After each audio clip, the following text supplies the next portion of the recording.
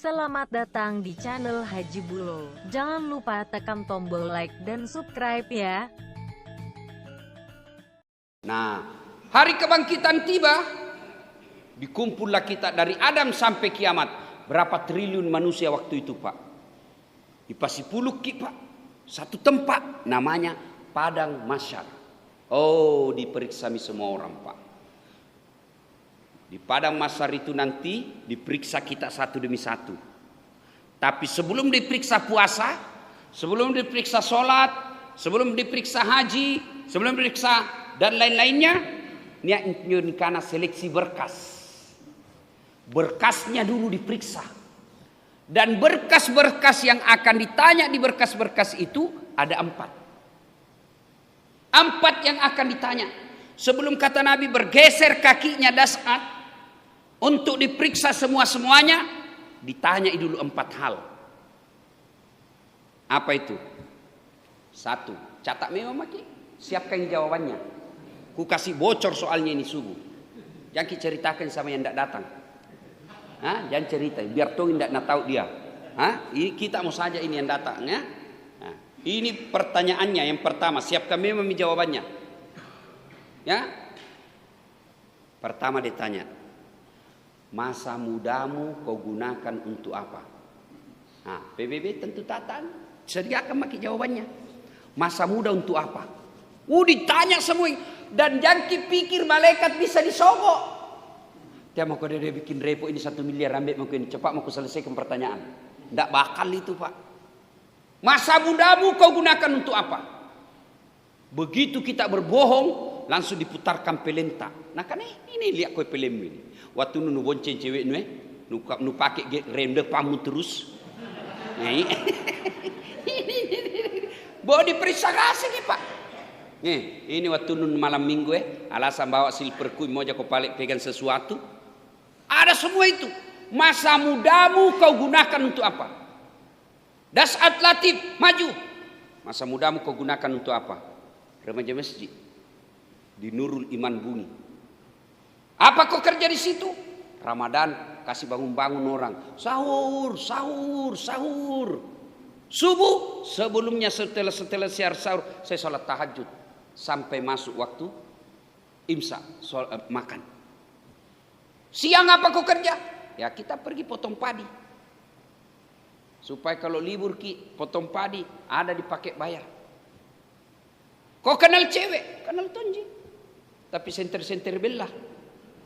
Kan dulu itu mana bisa kada seperti sekarang, Pak. Anak muda sekarang itu masa dulu. Anak muda zaman sekarang, masa mudamu kau gunakan untuk apa? Chatting. Dari pagi sampai malam sampai bangun lagi. Apa nu nonton? Film porno. Oh, dia anak-anak kita sekarang, Pak. Malam apa kau kerja? Video call. Halo sayang. Kasih lihat ke bedek lidanu. Kasih lihat lagi. Ya, turun sedikit. Ya, buka kancing bedek sedikit lagi. Ini asing jo video nah sebentar. Masa mudamu kau gunakan untuk apa? Bagi adik-adik ini remaja masjid, masih bisa dievaluasi, masih bisa diperbaiki. Tapi kita yang lewat nih, Bapak ini, masa muda tak bisa dibayangkan apa dulu dibikin. Ya, bisa tahu semua. Susah diperbaharui. Kalewat nih. Apa? Jawab nih. Bayangkan itu. Jadi kalau pulang nanti supaya lengkap nanti jawabannya, catat memang nih Pak. Catat. 17 tahun saya balik. Pernah kak picuri sendal Pak Imam. Mengaji, kupukul temanku, kubuli temanku. Semua itu catat. Baiknya itu dicatat. Tujuannya apa? Subhanallah. Allah masih kasih kita waktu untuk mengedit masa lalu tak. Bagaimana cara mengeditnya? Taubat.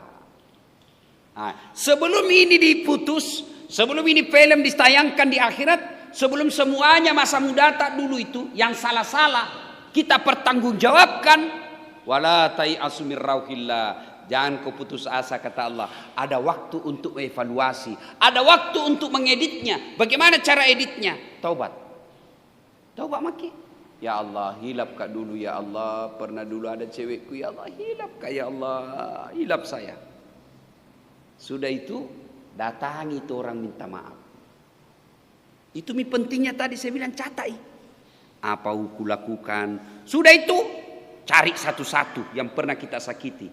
Pak imam yang pernah kita curi sendalnya karena panjang dulu imamnya waktu sembahyang dicuri sendalnya. Kalau begitu Pak. Pak Ustaz yang sudah dikasih kempes bannya karena cerame sanging kita nasinggung baru lihat-lihat ki. Itu ada tangi itu Pak. Kalau dosa kepada Allah, dek nama susah tobatna Pak. Tak benengei suruh kau pilih. Seandainya disuruh kau dosa, pilih dosamu, dosa kepada Allah dengan dosa kepada Pak Camat, dosa kepada ulama, dosa kepada tetanggamu, lebih baik kau dosa kepada Allah. Kenapa dosa kepada Allah lebih baik daripada dosa kepada manusia? Sebab dosa kepada Allah gampang tobatnya. Menyesal, mengakui, tidak ulang, ganti kebaikan. Dosa apapun kata Allah, wak dampang ko, saya maafkan ko, selama kau tidak melantik dirimu jadi Tuhan. Saya ampuni semua. Satu itu dosa tidak nampuni Allah, dosanya Fir'aun, dosanya Namrud. Apa dosanya Fir'aun, dosanya Namrud? Dia lantik dirinya jadi Tuhan. Selama kan tidak ada pakai di sini melantik diri sebagai Tuhan toh, tidak ada. Maka selain dosa itu, nak dampangin pengelatan, nak maafkan Allah. Nah, itu enaknya kalau dosa kepada Allah, menyesal, mengakui, tidak ulang, ganti kebaikan, habis. Tapi kalau dosa kepada tetangga ini agak berat. Kenapa? Harus minta maaf sama dia. Tidak cukup minta maaf saja, kasih kembali barangnya yang pernah kau ambil. Bertetangga, misalnya kemarin bertetangga kita ambil tanahnya tetangga diserobot 1 meter, syaratnya pamoter kibos. Selama tidak dikasih kembali itu tanahnya tetangga taubatnya tidak diterima dan akan berperkara nanti di akhirat. Ya Allah, nambil itu tanahku 30 cm. Gara-gara tanahku nambil 30 cm, tiap hujan di Makassar pasti banjir rakodong. Saya minta keadilan. Allah bilang kalau begitu ambil sholatnya 30 tahun itu orang. Itu makanya kalau dosa kepada Allah diedit. Cara editnya taubat. Bagaimana cara taubatnya Ustaz? Istighfar. Astagfirullahaladzim wa atubu ilaihi. Mau yang lebih sahdu. Astaghfirullah Rabbal baraya, sambil kita bayangkan dosa yang pernah kita lakukan. Astaghfirullah minal khataya. Atau istighfarnya Nabi Yunus, la ilaha illa anta subhanaka inni kuntu minadz zalimin. Ulang-ulang. Istighfar gugur dosa. Istighfar gugur dosa. Istighfar gugur dosa. Makin banyak istighfarnya, makin banyak dosa yang hancur.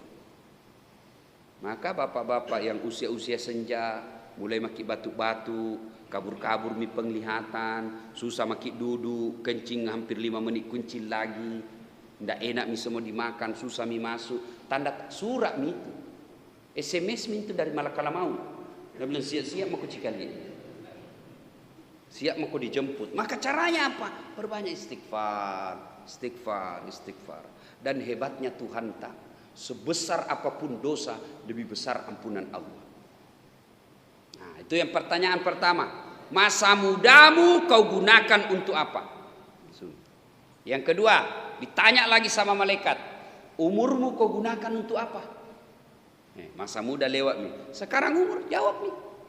Ya Allah, dari lahir sampai 13, ya belum dicatat dosa itu Pak. Kapan mulai dicatat dosa kalau kita umat Islam? Mulai dicatat dosa balik. Orang Bugis bilang balik gak nih? Balik nih.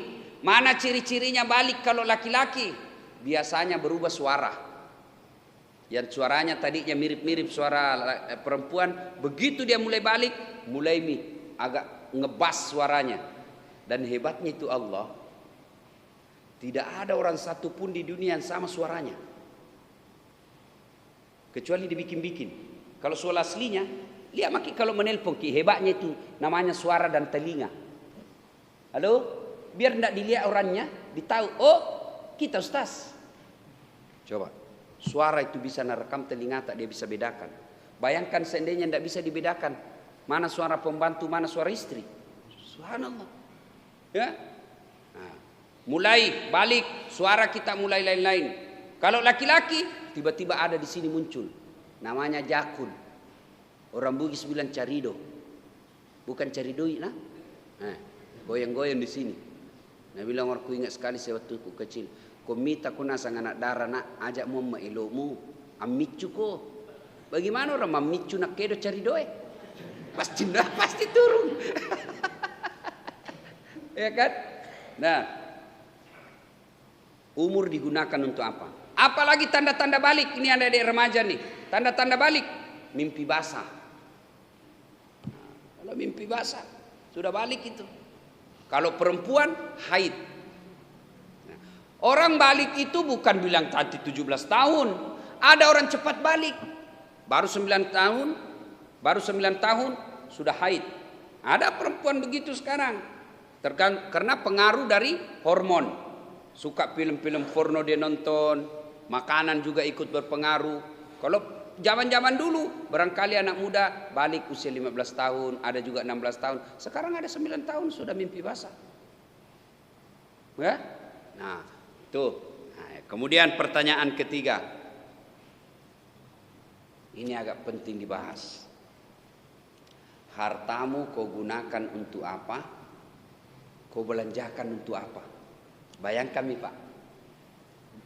Itu tadi umur, masa muda, satu pertanyaan. Umurmu kau gunakan untuk apa? Satu pertanyaan. Tapi berkaitan harta, dua pertanyaannya. Hartamu kau dapat dari mana? Kau belanjakan untuk apa? Muka belakangnya ditanya. Dari mana kau dapat hartamu? Parkir. Makin jadi tukang parkir. Apa sepenuhnya halal? Tidak. Kalau bapak parkir pungli, haram. Mana itu parkir pungli?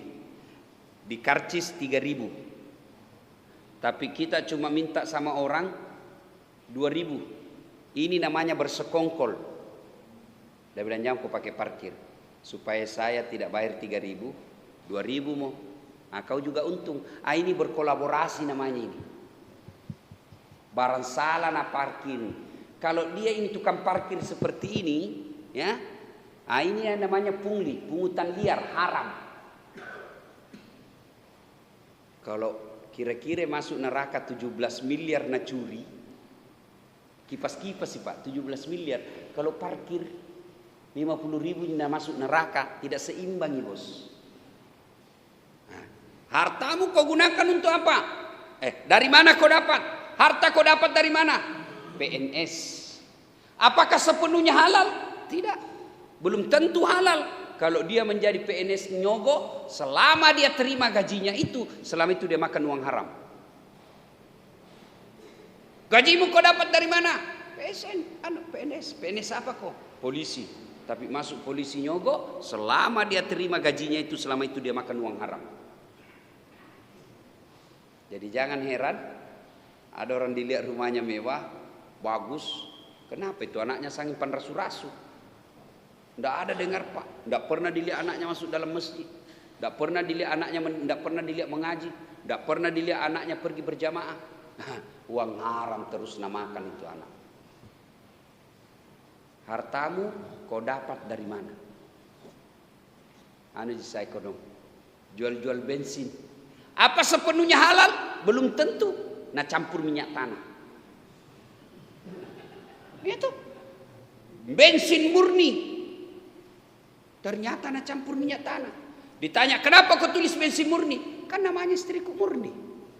Jadi kau tulis bensin murni. Pak kepala telang. Maka hati-hati. Hartamu kau dapat dari mana? Pakai kontraktor. Oh hati-hati kontraktor. 9 semen dipakai harus tertulis di situ. 5 jina pakai. Hati-hati. 4 sak semen ditimbung kau nanti bos. Disamek di beton kau. Hati-hati Pak. Hartamu kau dapat dari mana? Hati-hati. Nah ini yang membuat kita nanti akan berurusan di akhirat, banyak masuk neraka gara-gara harta. Saya heran lihat orang yang mencuri uang, menghalalkan segala cara, banyak nih rumahnya, makan juga sudah dilarang makan nasi. Kan ada itu orang banyak uangnya tapi dilarang makan nasi, tapi masih serakah Pak. Mau kau apa? Kau makan saja paling satu mangkok coto selesai perutmu. Nah tidak habis itu hartamu, tapi masih mencuri kiri kanan, ngambil kiri kanan, itu setan. Maka untuk soal harta ini Allah ajarkan kita, wa barakatan fir rizqi. Ya Allah berikan kami rezeki yang barakah. Apa itu berkah banyak? Tidak. Sedikit? Tidak tentu juga. Apa itu berkah? Penuh manfaat. Ada orang Pak pegawai honor di suami istri, tapi alhamdulillah bisa pergi umroh. Barakah itu hartamu bos. Ada orang hartanya berlimpah-limpah, banyak sekali uangnya, tidak pernah pergi lihat tanah suci, tidak berkah itu hartamu. Ada orang banyak uangnya, tapi tidak pernah kita dengar nyumbang di masjid, tidak berkah. Ada orang sekedarnya saja kasihan penghasilannya, tapi setiap ada pembangunan masjid, tahu ada 2 sakna semin, berkah itu. Dia tidak kaya, tapi setiap Ramadan pasti papa bukai meskipun seadanya saja. Dan orang kaya sekali seumur hidupnya cuma 1 kali papa buka. Itu tidak berkah hartamu. Nah, ditanya hartamu kau dapat dari mana? Maka silakan maki. Jawab itu. Harta dari mana? Bangun-bangun rumah. Dilarang berusaha? Tidak. Yang dilarang menipu pembeli. Wa ahallallahu bai'a wa harramar riba. Allah halalkan jual beli, tapi Allah haramkan riba. Apa itu riba? Menipu pembeli. Berapa harganya ini? 70 juta. Mahal nak, mana bisa? Itu lagi na modal jiku kasih ko bos. Karena temangki modal jiku kasih ko. Padahal niat minuntuna 10 juta. Demi Allah 10 jutanya itu haram kau makan. Karena kau tipu orang. Bagaimana paling dagangnya Nabi? Contoh Nabi. Berapa ini Muhammad? Ya, Aisyah kasih kak, Khadijah kasih kak modal 10 dirham. Terserah mi kate. Mau ki beli modal, alhamdulillah ndak rugi kak. Tapi mau ki kasih untung kak juga, boleh. Ini yang banyak ini penjual ikan kasihan.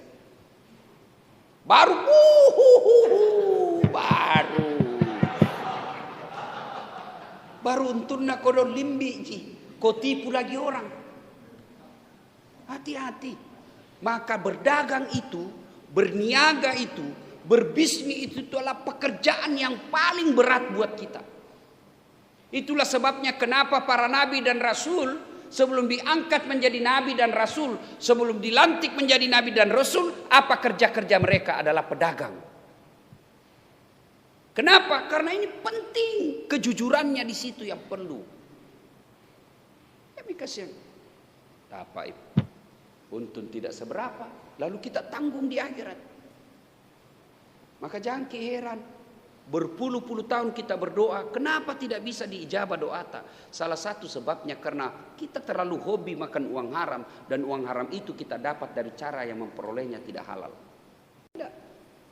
Allah tidak larang kita dagang, Allah tidak larang kita berniaga, Allah tidak larang kita menjadi pengusaha, tidak. Allah cuma bilang, jangan kau menghalalkan segala cara. Maka pedagang yang baik, pengusaha yang baik, dia akan tanya, kalau ini saya lakukan, apa bahayanya buat duniaku dan apa akibatnya buat akhirat saya? Itu tanya itu, jangan cuma di dunia. Karena di dunia kadang-kala kita bisa mempermainkan hukum, tapi demi Allah di akhirat tidak ada orang lolos dari pengadilan. Maka sebelum kita berniaga, berbisnis, kalau ini saya lakukan, apa bahayanya buat dunia? Woi, nak kena kepidana ini, gratifikasi. Apa bahayanya untuk akhirat? Oh, lebih bahaya lagi. Ibu, harta dapat dari mana? Kau belanjakan untuk apa? Ada orang dapat harta secara halal. Betul-betul halal cara memperolehnya, tapi cara menyalurkannya haram.